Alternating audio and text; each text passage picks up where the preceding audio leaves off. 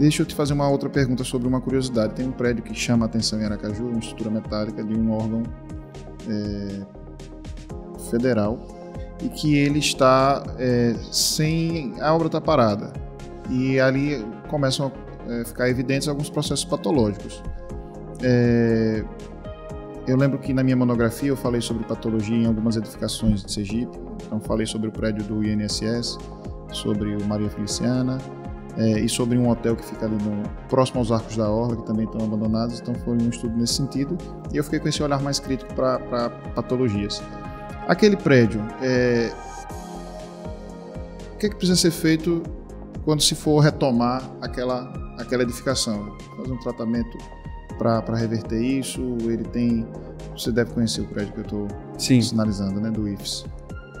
Diogo, aquele prédio, eu até fui convidado assim para dar uma consultoria sobre o que fazer, mas eu não tive a oportunidade de estudar o caso. De forma genérica, os cuidados seriam? De forma genérica, assim, apesar de ser agressivo até no olhar, mas muitos casos que a gente vê determinado tipo de corrosão, muitas corrosões que a gente vê, bate o olho e acha, poxa, aquilo ali está perdido. O desconforto visual, né? O desconforto visual não significa que a corrosão está comprometendo a peça. Muitas vezes. Ela ainda... Não, principalmente perfis daquela dimensão.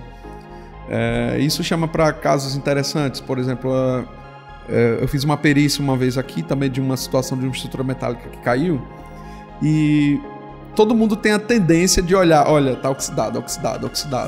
E o exemplo que eu dei na época foi o seguinte, olha, você chega para um paciente, simplesmente você olha que ele morreu, e você vai lá e vê que ele está corizando, e você fala, morreu de gripe? Porque você viu que ele está corizando. É a primeira coisa que você vai falar, e você não sabe que ele já tem uma doença crônica e que acompanha ele há 10 anos. Então, nos dois casos das perícias de estruturas que chegaram ao colapso, os dois casos a estrutura aparentava estar oxidada, mas estava longe de ser o problema do colapso.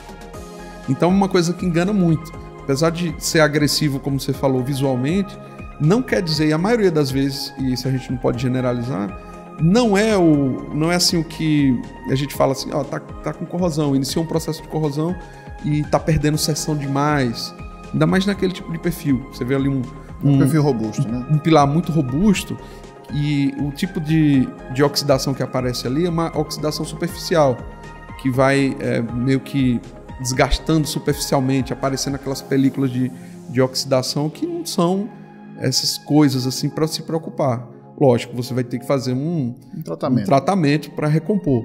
O que acontece mais em relação à oxidação que é crítica, já em fase de projeto, a gente tem, como eu não vou citar aqui, mas tem obras novas que utilizando perfis dobrados, que são perfis com chapa muito fina, em região litorânea, e que você está com